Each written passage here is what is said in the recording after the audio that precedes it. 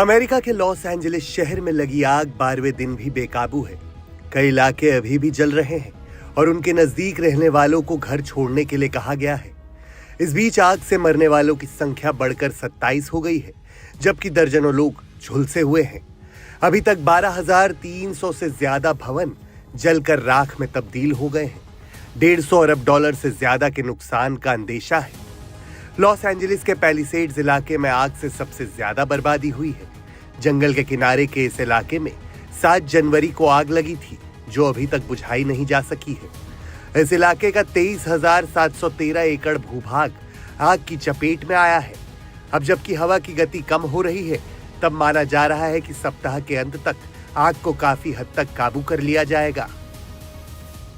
America की national weather service ने कहा है कि पिछले सप्ताह की शुरुआत में हवा की गति जिस तरह से तेज हुई थी, कुछ वैसी ही आशंका इस हफ्ते को लेकर है।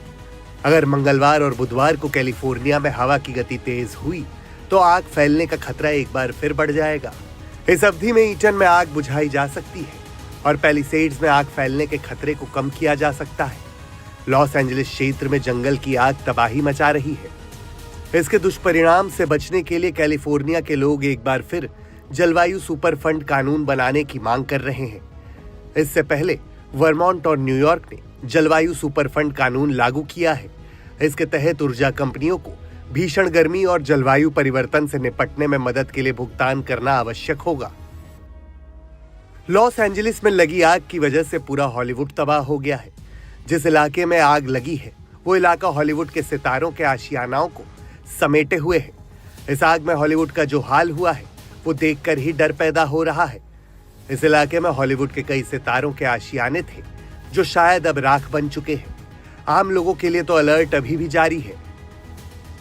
आग कुछ कम हुई तो पैलिसेड्स और ईटन के इलाकों में चोरों का आतंक सामने आ गया।